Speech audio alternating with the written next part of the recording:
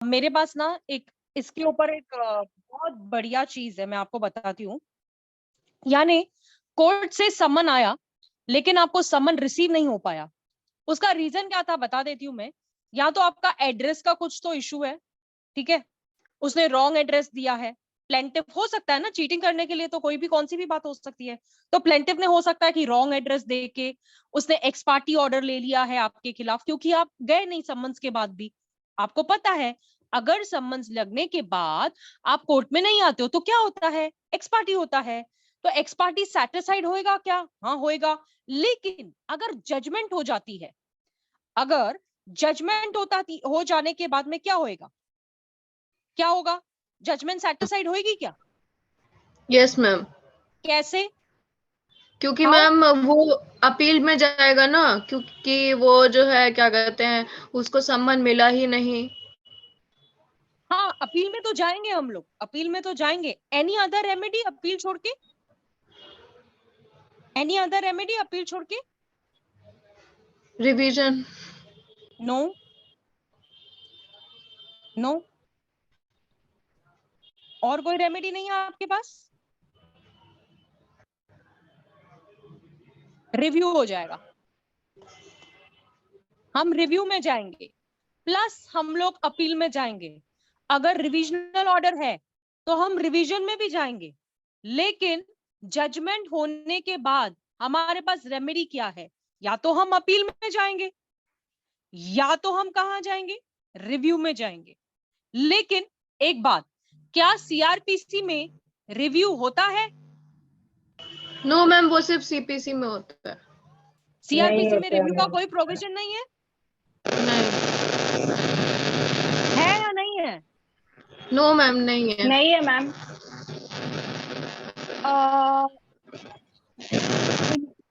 Mics of करें। Yes. अगर मैं कहूं कि 125 में मैं रिव्यू लेके आई हूं तो क्या दोगे मुझे? मैम वो क्वाजी सिविल और क्वाजी क्रिमिनल है ना, इसके तो वास्ते। फिर उसमें रिव्यू होगा कि नहीं? यस मैम, होगा। यस। ये है पॉइंट समझाने के लिए। ये यहाँ पे लॉ पॉइंट थी जो मैं आपको बता रही थी कि parties to appear on a day fixed in summons for defendant to appear and answer. यानी कि समन्स आया है, डे फिक्स हो चुका है, आपको अपीयर होना है और आंसर करना है। किसको? डिफेंडेंट को। डिफेंडेंट बोले तो कौन? प्रतिवादी। तो जो भी डे फिक्स होता है, आप आगे देखिए, आपके नोट्स आपके सामने हैं, ठीक है। जो भी डे फिक्स होता है, summons for the defendant to appear and answer, आपको कहां पे कोर्ट में आना है? अटेंडेंस देना पड़ेगा कोर्ट में आके। कैसे दोगे? In person. अटेंडेंस कैसे दोगे? खुद साक्षात प्रकट होके, इन पर्सन, ठीक है। या तो फिर आप किसी लॉयर को अपॉइंट करोगे, रिस्पेक्टिव प्लीडर को। And the suit shall be heard unless the hearing is urgent. यानी कि अगर समझो कोर्ट के पास टाइम नहीं है, कोर्ट बिजी है किसी और काम में, या फिर आपको एडजमेंट लेना है,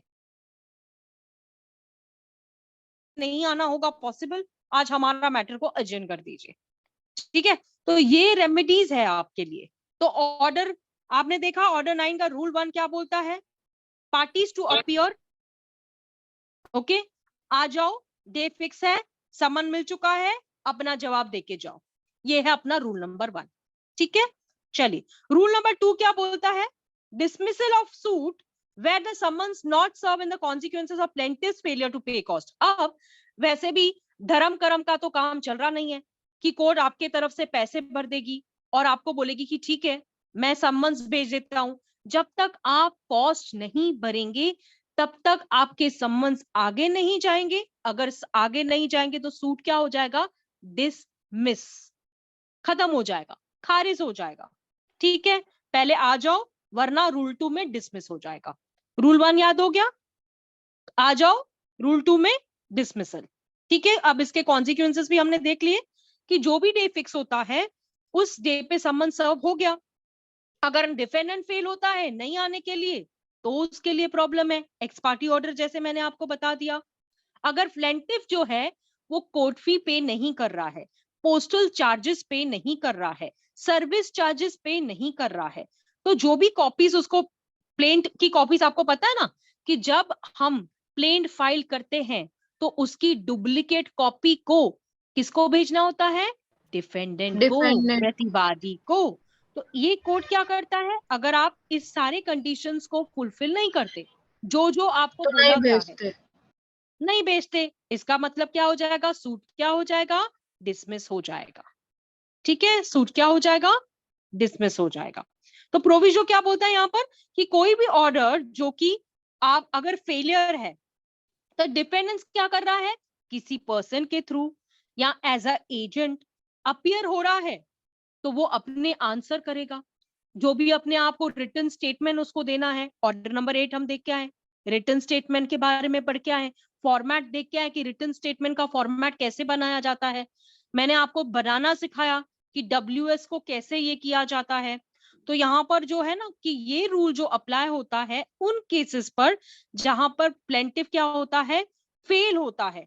जो भी प्रोसेस फी होती है, पोस्टल चार्जेस होते हैं, अगर उसने नहीं भरे हैं तो उसका केस क्या हो जाएगा, डिसमिस। पहले अपीयर, दूसरा डिसमिस, तीसरा वेदर नाइदर पार्टी अपीयर्स, अगर कोई भी पार्टी नहीं आती तो कोर्ट आपको घर से बुलाने नहीं आएगी, तो कोर्ट क्या कर देगी, डिसमिस कर देगी। इसको कहा क्या जाता है, डिसमिसल इन डिफॉल्ट। क्यों, आप अपीयर नहीं हुए हैं, केस डिसाइड हुआ क्या, जजमेंट हुई क्या, जज ने सुना क्या आपका केस, पूरी बात चली क्या, ट्रायल चला क्या, नहीं ना, तो इसलिए क्या हो गया, डिसमिस्ड। ठीक है, क्लियर, रूल 3 नहीं आओगे, डिसमिस। अब 4 क्या बोलता है, फ्रेश सूट और कोर्ट में restore the suit to file. अब यहाँ पे ना सिविल में, क्रिमिनल में क्या होता है, रिस्टोरेशन का प्रोविजन ही नहीं है। आप अगर आपकी कंप्लेंट डिसमिस हो जाती है तो आपको बाहर का रास्ता दिखा दिया जाता है, लेकिन ये CPC एक ऐसा चीज है कि अगर आपका सूट डिसमिस भी हो जाता है तो भी आप उसको रिस्टोर करवा सकते हैं। एग्जाम्पल, जैसे हम लोग हॉस्पिटल गए, ठीक है, अब पहले हमको लेने से मना कर दिया, नहीं नहीं आप इतने पैसे भरो, नहीं तो हम आपको नहीं लेंगे। अगर हमने उन्हें कन्विंस कर लिया कि भैया थोड़ा एडजस्ट कर लो, उन्होंने मान लिया, तो हमारे पेशेंट को रिस्टोर कर दिया ना उन्होंने, फिर से ले लिया। तो यहाँ पर क्या होगा, कोर्ट क्या किया, जो सूट था उसको बाहर का रास्ता दिखा दिया गया, लेकिन फ्रेश सूट, क्योंकि क्या होगा, मल्टीप्लिसिटी बढ़ेगी, केसेस इंक्रीज होंगे, कोर्ट का टाइम वेस्ट होगा, बहुत सारी चीजों में प्रॉब्लम होगी। तो इस वजह से कोर्ट क्या करती है, फ्रेश सूट के लिए मना करके रिस्टोर कर लेती है कि ठीक है यही सूट को रिस्टोर कर देंगे। ठीक है, किस इसमें, where a suit is dismiss, rule 2 देखा हमने, रूल 3 हमने देखा। तो plaintiff may subject to law of limitation, देखो लॉ ऑफ लिमिटेशन जो है, सबसे इंपॉर्टेंट सेक्शन जो है लॉ ऑफ लिमिटेशन का है वो सेक्शन नंबर 5, जो डिले कंटोनेशन एप्लीकेशन की बात करता है। मैं आप लोगों को सेक्शन नंबर 5 डिले कंटोनेशन कैसे ड्राफ्ट करते हैं ना, ये भी मैं आपको सिखाऊंगी। मुझे उजमा आप मैसेज डालना, कल मैं डिले कंटोनेशन एप्लीकेशन को ड्राफ्ट करना सिखाऊंगी। मैम आपको कल क्या होगा, 17 का वो कर दीजिए ना, ऑर्डर 6 रूल 17। ठीक है, ऑर्डर 6 रूल 17 ड्राफ्ट करना सिखा दूंगी मैं कि ड्राफ्टिंग कैसे की जाती है। यहाँ पे आप CPC भी पढ़ो प्लस ड्राफ्टिंग भी सीख लो, ठीक है। तो लॉ ऑफ लिमिटेशन की बात कही, तो bring a fresh suit or apply to an order to set aside the dismissal. अब देखो, अगर सेट असाइड का मतलब क्या होता है कि जो ऑर्डर वैसे का वैसे वापस हो जाना, उस ऑर्डर को, अभी जज ने क्या किया, समझो एक ऑर्डर लिखा, उसको कट नहीं कर सकते लेकिन सेट असाइड कर सकते हैं, यानी फेरबदल, है ना, चेंज हो जाएगा, यानी आपको जो ऑर्डर चाहिए था वैसे का वैसे वैसे ही मिल जाएगा जैसे आप पहले लेके आए थे। ठीक है, एग्जाम्पल लेते हैं, वेरी स्वीट एग्जाम्पल। आप एब्सेंट थे, ठीक है, आप एब्सेंट थे, आप कोर्ट में नहीं आए, आपने सोचा कि चलो यार नेक्स्ट दिन जाएंगे देखेंगे, ऐसे करके आप कोर्ट नहीं गए। ठीक है, अब जो सामने वाला वकील था वो कोर्ट में था, वो कोर्ट में होने से वजह से क्या हुआ, उसने एप्लीकेशन दे दी कि सर जो प्रतिवादी है वो एब्सेंट है, तो उसकी भरपाई मैं क्यों करूं, मेरा क्या दोष है, मुझे भी तो प्रॉब्लम होती है, मैं भी पैसा खर्च करके आया हूं, मुझे भी तकलीफ हो रही है, समझे। तो कोर्ट ने क्या किया, एप्लीकेशन कर दिया, एप्लीकेशन के ऊपर ऑर्डर कर दिया। कैसा ऑर्डर, कि अगर वो एब्सेंट है तो उसको साइड कर दिया जाए। अब डिफेंडेंट का जो एडवोकेट है वो भागता भागता आ रहा है, अरे बाप रे मेरा तो केस ही चले गया, मैं तो ऐसे ही मर गया, ये तो बहुत लफड़े में आ गए हम लोग। ठीक है, तो उसके बाद में ऐसे करके डिफेंडेंट ने एक एप्लीकेशन दिया, सर मेरा ये प्रॉब्लम था, मैं कोर्ट में उपस्थित ना हो सका, तो प्लीज मेरे ऑर्डर को सेटिस्फाइड किया जाए और मुझे परमिशन दिया जाए कि मैं फिर से केस चला पाऊं। कोर्ट मान के सेटिस्फाइड करती है। आया समझ में एग्जाम्पल? सेटिस्फाइड समझा क्या होता है? जब हम अब आगे जैसे रूल 13 की तरफ चलेंगे तो वो बहुत इंपॉर्टेंट है आपको समझने के लिए। रूल 5 पे आते हैं, dismissal of suit where plaintiff after summons return unserved fails for 7 days to apply a fresh summons। अब देखो प्लेंटिफ ने समन्स भेजे, ठीक है, और समन्स रिटर्न आए अनसर्व्ड बोल के कि सामने वाला का घर में नहीं था, सामने वाला बाहर गया था, उसका घर लॉक था। ठीक है, अनसर्व का मतलब रीजंस जो होते हैं ना, जैसे पोस्टमैन आता है कि घर पे कोई नहीं है, जाओ जाओ इधर से जाओ, इसको कहते हैं अनसर्व्ड। समझ में आया अनसर्व्ड? कि बेलिफ अगर आपके दरवाजे पे आया और आप घर पे ही नहीं थे तो किसको देके जाएगा? तो अनसर्व की रिपोर्ट देगा। तो प्लेंटिफ को क्या करना है? कोर्ट में एप्लीकेशन देनी पड़ती है, इसको बोलते हैं री इशू ऑफ समन्स। आपके बैरक में नहीं मिलेगा ये, लिखो, री इशू ऑफ समन्स की एप्लीकेशन देनी पड़ेगी। किसको? प्लेंटिफ को। फिर क्या होगा? समन्स री इशू होगा, यानी फिर से जाने की तैयारी होगी। लिखो लिखो, ये आपके बैरक में नहीं है। मैम सर्व नहीं होगा तो एप्लीकेशन देना पड़ेगा ना? हाँ हाँ बेटा, सर्विस अनसर्व्ड है ना, आप रूल 5 को रीड करो ना, अनसर्व्ड वर्ड है, यानी कि सर्विस हुई ही नहीं है। Yes ma'am. है ना Shivani? Yes ma'am. Okay, whether summons have been issued to the defendant। दूसरा, the one several defendants return unserved, यानी कि एक से अधिक डिफेंडेंट थे, एक भी हो सकता है, दो भी हो सकता है, तीन भी हो सकता है, 5, 10, 15, उनमें से किसी का भी रिटर्न आता है। समझो 5 को सर्विस हो गई, 5 को मिल गया सम्मन्स, 5 को सम्मन्स नहीं मिला, तो 5 के सम्मन्स के लिए आपको री इशू की एप्लीकेशन कोर्ट को देनी पड़ेगी। समझा? अगर प्लेंटिफ 7 दिन में फेल होता है कि नहीं भाई मैं नहीं कर रहा हूं, तो कोर्ट फ्रेश समन्स इशू करेगी क्या? उसको डिसमिस कर देगी कि हम कोर्ट तुम्हारी नौकर नहीं है, तुमको खुद करना है। और ये जो आप मुझे बोलते हो ना मैम, फिर कोर्ट बताएगी क्या हमको? ये स्टेजेस होते हैं, ये स्टेजेस होते हैं, इसीलिए पढ़ा जाता है और आपको समझ के खुद काम करना पड़ता है। आपको कोई बोलेगा नहीं, कोई वकील गाइड नहीं करेगा, ये प्रोसीजर है, इसीलिए तो इसको प्रोसीजर लॉ बोला जाता है ना। ठीक है, he has failed after using the best endeavors to discover the residence of the defendant who has not been served। देखो ये A B C पॉइंट है ना, ये तीनों ही समझ गए ना आपने, तो आपको ये पूरा का पूरा रूल समझ में आ गया। ये सिर्फ तीनों पॉइंट्स देखो, अगर वो फेल होता है बेस्ट सर्विस करने के लिए, तो वो उसका रेसिडेंस देगा कि भैया ये यहाँ पे नहीं यहाँ पे रहता है। अगर उसकी एड्रेस चेंज है तो कोर्ट को उसको बताना पड़ेगा कि सर मुझे पहले ये एड्रेस पता थी कि विक्की यहाँ रहता है, अब मुझे नहीं मालूम था कि विक्की ये घर छोड़ के दूसरे घर में रह रहा है, तो आपको दूसरे घर की एड्रेस प्रोवाइड करनी पड़ेगी। किसको? कोर्ट को। कोर्ट क्या करेगी? फिर उसको समन्स इशू करेगी। ठीक है, the defendant is avoiding the service of process. अब जैसे मैट्रिमोनियल इश्यूज होते हैं, तो जो लड़के होते हैं ना सम्मन से बचने की करते हैं, जैसे उनको मेंटेनेंस नहीं भरना पड़े, तो इसके लिए सफिशिएंट कॉज होना चाहिए। अगर समझो आपको टाइम एक्सटेंड करके चाहिए, तो इस चीज की भी आपको एप्लीकेशन देनी पड़ेगी कि सर मुझे टाइम बढ़ा के दीजिए, मुझे थोड़ा सा टाइम लगेगा। अगर कोर्ट को ठीक लगता है तो आपको टाइम बढ़ा के भी दिया जाता है। और एक बात सीपीसी में हमेशा याद रखना, हर चीज के लिए आपको कोर्ट में एप्लीकेशन देनी पड़ती है। सूट फाइल होने से ही बात खत्म नहीं होती है। सीपीसी ऐसी चीज है ना कि आप गोल गोल घुमा सकते हो, जलेबी है ये। ठीक है, in such case the plaintiff may subject to the law of limitation. ठीक है, अगर समझो आपको डिले हो जाता है 7 दिन के बाद, तो आपको कहीं ना कहीं लॉ ऑफ लिमिटेशन लग जाएगा, डिले कंडोन फाइल करना पड़ता है कि भैया क्यों डिले किया, क्या रीजन था, वो सारी कोर्ट को बतानी पड़ेगी। रूल नंबर 6 बोलता है procedure when only plaintiff appears. ये प्रोसीजर जब सिर्फ वादी आता है। कौन आता है? वादी आता है। तो जहां पर प्लेंटिफ अपीयर्स और डिफेंडेंट नहीं अपीयर होता है, जहां पर कब? हियरिंग के टाइम पर। ठीक है, वादी आता है, प्रतिवादी नहीं आता है। कब? हियरिंग के टाइम पर।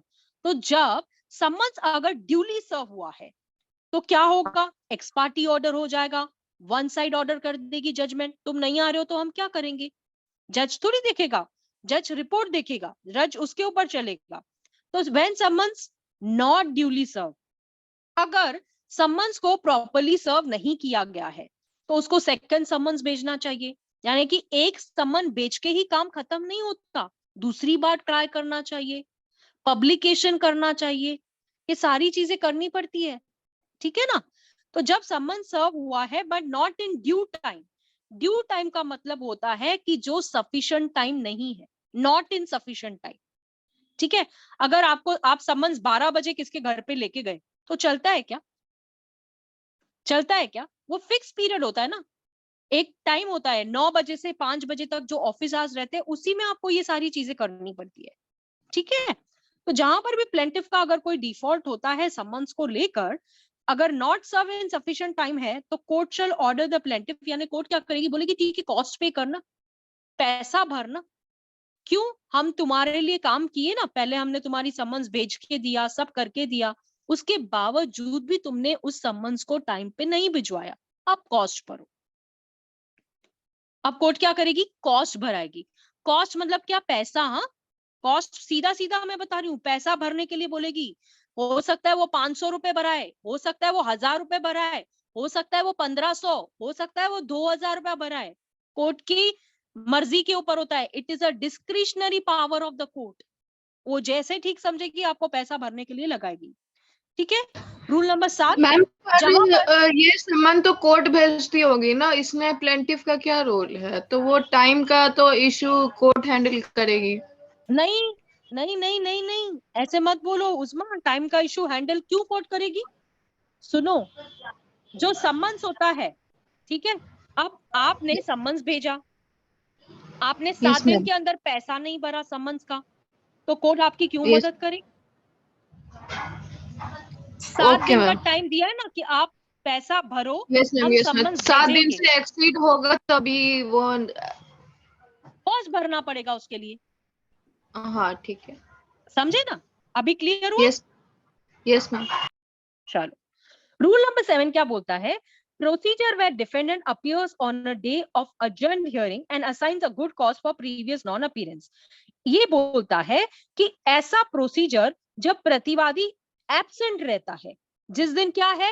हियरिंग है, और जब आता है तो प्रीवियस हियरिंग के लिए बताता है कि मैं बीमार था, मेरे घर में किसी की मौत हो गई थी, मैं पार्टी करने गया था, मैं शादी पे गया था, कोई गुड कॉज बता रहा है, कोई भी रीजन। गुड कॉज का मतलब होता है रीजन।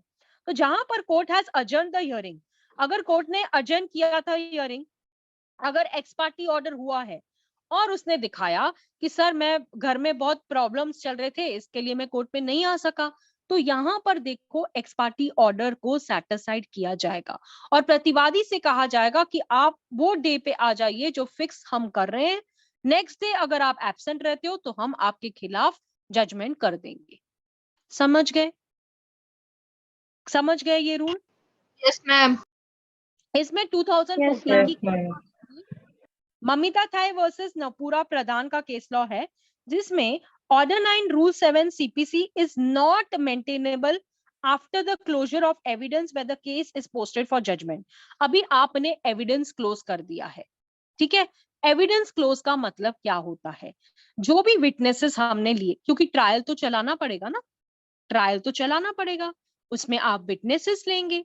अगर आपने सारे विटनेसेस खत्म कर दिए, खत्म करने के बाद आप कोर्ट में बोलते हो सर मुझे कोई भी एविडेंस आगे लेना नहीं है, अगर ये बोल के आप एक पुरसीज देते हो कोर्ट में, यस मैम। ठीक है, तो ये पुरसीज जो देते हो आप क्या करते हो? इसको बोलते हैं evidence closure of evidence. Closure of evidence, ठीक है।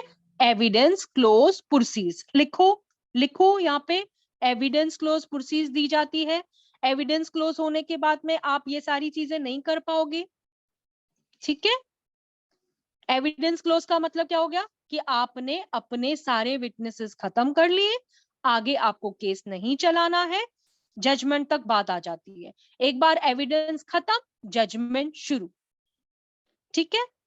वो बीच का पार्ट होता है कि आर्ग्यूमेंट करना पड़ता है और फिर जजमेंट होती है, वो तो कॉमन है। अब रूल नंबर 8 पे आते हैं। Procedure where defendant only appears, जब प्रतिवादी खाली आता है और प्लेंटिफ नहीं आता है तो कोर्ट क्या करेगी, सूट को डिसमिस कर देगी, क्योंकि उसका मतलब थोड़ी किसी से है।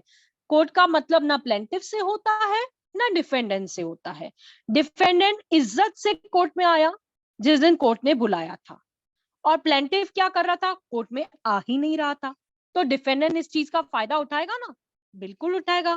क्या करेगा, एप्लीकेशन देगा किसकी, सर सूट को डिसमिस किया जाए, प्लेंटिफ प्रेजेंट होता ही नहीं है, प्लेंटिफ आता ही नहीं है, तो ये क्या हो जाएगा, बेनिफिट हो जाएगा किससे, डिफेंडेंट को। तो यहाँ में राजा देवी बख्श वर्सेस हबीब शाह का 1913 का केस लॉ है, जहां पर प्रीवी काउंसिल ये बोलता है कि court has no power to dismiss the suit where the plaintiff does not appear owing to death. अगर समझो वादी जो है वो गुजर गया है तो उसको कोर्ट क्या होगा, वो ऑर्डर क्या हो जाएगा, नलिटी हो जाएगा। नलिटी का मतलब क्या हो जाएगा, ऑर्डर होते हुए भी ऑर्डर नहीं हुआ है ये माना जाएगा, वो ऑर्डर कैंसिल हो जाएगा, उसको बोलते हैं नलिटी, ठीक है। ऑर्डर होते हुए भी ऑर्डर नहीं हुआ है ये माना जाएगा, जिसको कहते हैं ऑर्डर इज नलिटी। लिखो लिखो, ठीक है, क्योंकि जो इंसान मर चुका है वो कब्र से उठ के थोड़ी कोर्ट में आएगा, ठीक है। ये वेरी इंपॉर्टेंट केस लॉ है और पूछी जाती है, अभी तो लेटेस्ट भी बहुत सारी आई हुई है, ठीक है। Order 9, rule 9, decree against plaintiff by default bars a fresh suit. अब डिक्री हो मैम गई, जो केस सिट डिसाइड हुआ है मैम, हाँ हाँ हाँ हाँ शिवानी बोलो। अगर प्लेंटिफ अपियर नहीं होता है तो केस सेट असाइड हो जाएगा, तो फिर उस केस को फिर से सूट करवा सकता है उसी सेम कॉज ऑफ एक्शन पे। सेटिस्फाइड हो गया, सेटिस्फाइड का मतलब क्या होता है, चेंज हो गया, मतलब सेटिस्फाइड हो गया, वो ऑर्डर सेटिस्फाइड हो गया, मतलब वही हो गया जो हो गया। ये देखो आपको याद है मैंने ऑर्डर टू रूल 2 क्या बोला था, याद है आपको ऑर्डर टू रूल 2 क्या कहा था, सेम कॉज ऑफ एक्शन पर yes ma'am, same yes ma'am, चीज पे वापस से सूट नहीं हो सकता है ना। यस मैम, तो ये क्या यस होगा, मैम, इसीलिए तो इन्होंने रिस्टोरेशन लेके आया, क्या लेके आए, रिस्टोरेशन लेके आए कि जाने दो वही यस सूट को मैम, रिस्टोर कर देंगे, है ना। मरे हुए में जान डालने की कोशिश करी जाती है, वेंटिलेटर से उठाया जा रहा है इनको, ये बात है ना। सेटिस्फाइड का यस मतलब मैम, बच्चा ये होता है कि वो जो ऑर्डर हुआ है उसको फिर से ही सेम कर देना, सिंपल, उस ऑर्डर को फिर से सेम कर देना, उसको बोलते हैं ऑर्डर ऑफ सेटिस्फाइड। एक होता है एक्स ऐसे पार्टी लिखते हैं ऑर्डर, ना हम, तो ऊपर वाला और नीचे वाला लाइन सेम रहता है तो हम दो दो डॉट लगाते चले जाते हैं सेम एज करके, तो वही हाँ सेम एज जो है ना वो सेट असाइड है। हाँ बस बस बस, उसको फिर किया जाएगा, उसको फिर पलट, ठीक है। ओके बच्चा शिवानी, यस मैम, चलिए डिक्री की बात करें, यानी कि जजमेंट हो गई, है ना। जजमेंट के बाद ही डिक्री होती है, ये तो अपने को मालूम है ना कि आफ्टर जजमेंट डिक्री।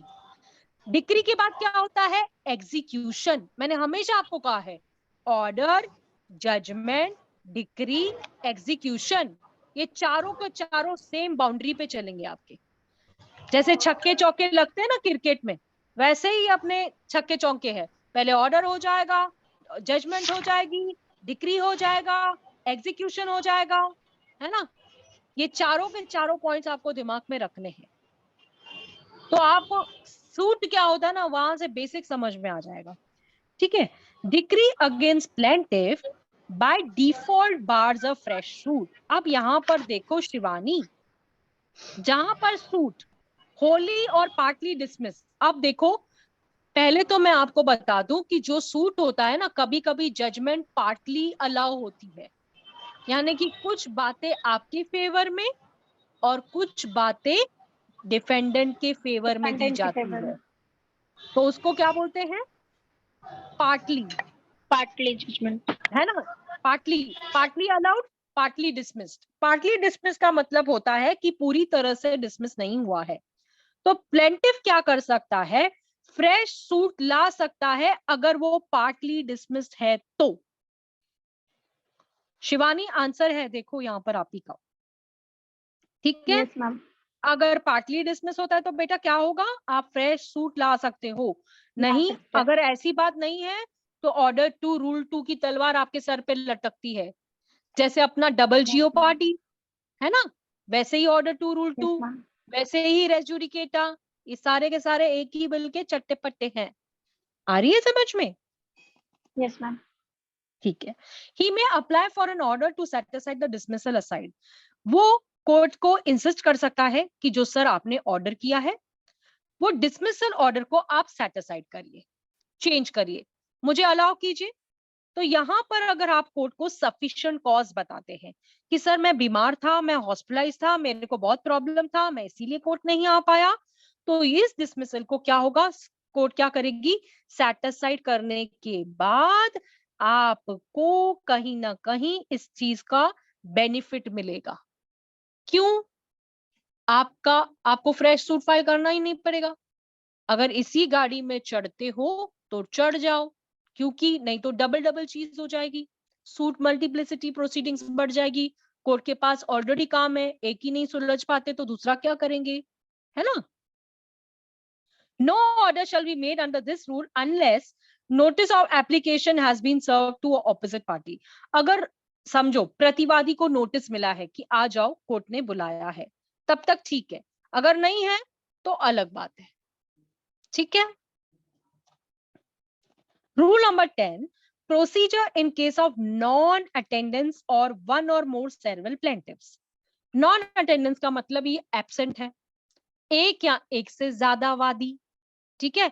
मैंने ये नहीं कहा है कि एक ही वादी होता है, मैंने कहा 10 वादी होते हैं, मैंने कहा 15 वादी भी होते हैं, जैसे केस होगा। जैसे प्रतिवादी बहुत सारे होते हैं तो क्या वादी बहुत सारे नहीं होंगे? 100% होंगे। तो जहां पर मोर प्लेंटिव्स देन वन है, यानी एक या एक से ज्यादा प्लेंटिव है, तो जो भी अपीयर होते हैं या नहीं अपीयर होते हैं, तो कोर्ट क्या करेगा? जो प्लेंटिव है उनको परमिट किया जाएगा कि ठीक है भाई आ जाओ, जो दिन फिक्स करते हैं हम लोग, जैसा कोर्ट ठीक समझे उस दिन पे बुलाया जाएगा इनको, जो एब्सेंट है, जो नहीं आ पाए हैं। Procedure in case of non attendance of one और मोर सर्वर डिफेंडेंट्स, जो हमने प्लेंटिफ में पढ़ा, सेम ही भाषा डिफेंडेंट की है, कोई चेंज नहीं है बेटा, इसमें कोई भी चेंज नहीं है। अब आपने रूल 10 और रूल 11 दोनों को आप एक ही साथ एक्सट्रैक्ट बना दो, दोनों को एक ही साथ लिख दो, क्योंकि वो सेम टू सेम है, ठीक है? सेम है, सेम है, 100% सेम है।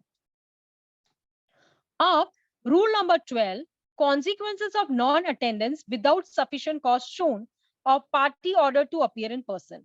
अब यहाँ पे ना ये रेमेडी है, ये सबसे इंपॉर्टेंट है। 12 और 13 अगर आपको समझा तो आपने पूरा का पूरा ऑर्डर 9 को समझ लिया। Very very very very important जितने हैं ना लगा लो, क्योंकि ये मेंस के लिए पूछा जाता है। अगर आप प्रैक्टिस करते हो इन अ कोर्ट तो ऑर्डर 9 का 12 और 13 दोनों आपको मालूम होना चाहिए, ठीक है? कॉन्सिक्वेंसेस का मतलब है कि अब आपको इसका भुगतान तो करना पड़ेगा अगर आप एब्सेंट रहते हो, और उसके बावजूद आप शाइनिंग मारते हो कि मेरे को कोई कॉज नहीं दिखाना, मैं नहीं आया, मेरी मर्जी, मेरा विषय। तो कहीं ना कहीं कोर्ट अगर बोलेगी कि तेरा विषय ना, तो ठीक है, हमारे पास भी हमारा विषय, हम करेंगे। तो जहां पर वादी और प्रतिवादी जिन्हें ऑर्डर कर दिया गया था कोर्ट ने कि आप अपीयर इन पर्सन, यानी कि आप दोनों कोर्ट में आ जाएं, और वो नहीं आते, और उसके बावजूद कोई सफिशिएंट कॉज नहीं दिखाते कि हम क्यों नहीं आए थे, तो वादी और प्रतिवादी को इस चीज का भुगतान करना पड़ेगा, लेकिन इसके लिए रेमेडीज है। देखो मैंने आपको ये नोट्स प्रोवाइड करने हैं, डोंट वरी। आप यहाँ पे अपने स्क्रीन पे देखो, remedies available to the defendant against ex parte decree. ये एक्स पार्टी डिक्री की बात की जा रही है, किसके पास? अब क्या रेमेडी है अगर एक्स पार्टी डिक्री हो गई, यानी प्रतिवादी तो कोर्ट में आया ही नहीं, जजमेंट भी हो गई, डिक्री भी हो गई, लेकिन सारी की सारी क्या हुई? एक्स पार्टी, यानी डिफेंडेंट कभी आया ही नहीं, सूट के टाइम पे नहीं आया, रिटर्न स्टेटमेंट के टाइम पे नहीं आया, एविडेंस के टाइम पे नहीं आया, जजमेंट के टाइम पे नहीं आया, ऑर्डर के टाइम पे नहीं आया, डिक्री के टाइम पर भी नहीं आया। ठीक है, तो यहां पे क्या हो गई? X party. ठीक है, जो अग्रीव पार्टी होगी, जिस अग्रीव का मतलब क्या होता है? What do you mean by aggrieved?